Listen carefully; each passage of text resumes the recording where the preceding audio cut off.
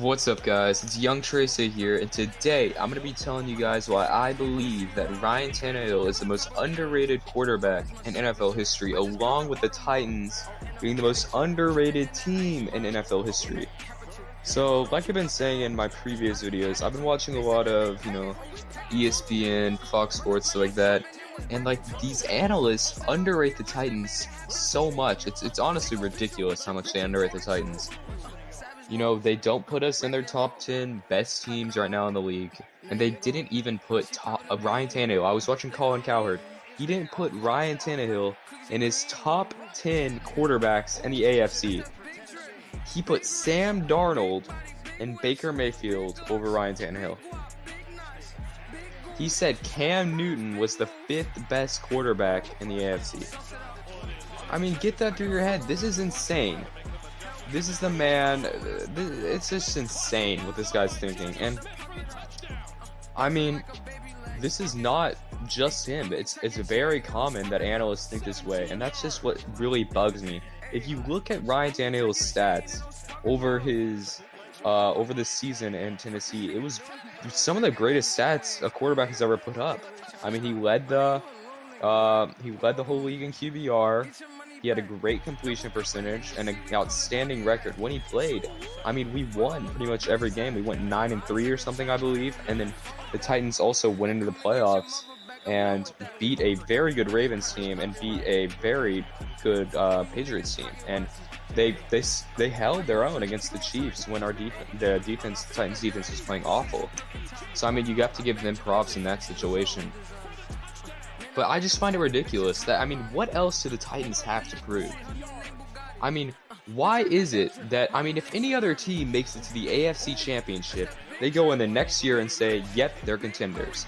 Mahomes made it to the AFC Championship, lost to Tom Brady, and everybody came in and was like, yeah, they're contenders. They are definitely contending for the league.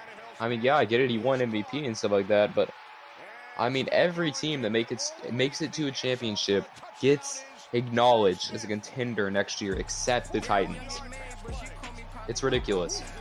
I mean, with Mariota, the Titans won a playoff game, and everybody still treated us like trash. They didn't take us seriously when we beat the Chiefs. It was ridiculous. And then this upcoming year, we beat the Patriots. They're like, good job, but they have no chance against the Ravens. And they stuck their own against Chiefs as well. I mean, I just hate it. I don't understand how the Titans aren't at least a top 5 team going in the league. They were a top 4 team last year. That's what that championship is. Like, they were a better team than the Ravens. They played better. And it's ridiculous. I don't know why. I don't know how these analysts keep their job, to be honest with you guys.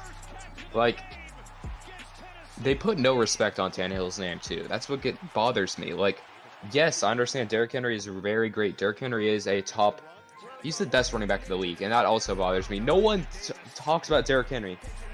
During the playoff run, everyone was hyping up Derrick Henry and being like, he's the one carrying this team. He's the one carrying this team. But if you guys listen to these analysts, they're the same ones not putting Derrick Henry in their top 3 running backs. They're putting Saquon, Christian McCaffrey, and Nick Chubb as their top 3 running backs.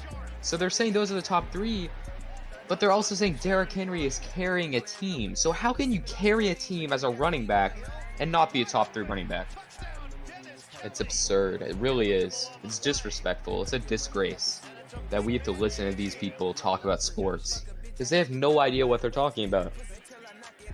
So yeah, my rankings for this year, if I was doing power rankings, I might make a video about this in the future, but number 1, we'll put the Chiefs. 2, Ravens. Niners are up there too. And then I'd probably go Seahawks 4, Titans 5. I mean, the Packers fell off a bit, so I'm not going to put them in my top 5. I believe the Titans are a top 5 football team, and yet we get no respect continuously year after year. And I mean, if we make it to the AFC Championship again, people will say again it's a fluke season. I mean, this guy, Colin Cowherd, his reasoning behind not putting Ryan Tannehill in the top 10 was because it was recency bias. I can say that about any player in the NFL. I could say it's recency bias that Lamar Jackson was good because the year before he choked in the playoffs, and this MVP season was just a fluke. It was recency bias. That's the only reason I'm putting him as a top 2. I would sound outrageous. I would sound stupid. Every quarterback has recency bias. So Josh Allen wasn't recency bias, huh? I mean, it's insane. It really is. I don't know. It's just not Colin Cowherd too, and that's what really bothers me. I know I keep saying that. It's just annoying. If you say Cam Newton is better than Ryan Tannehill, you've never watched a day of football in your life.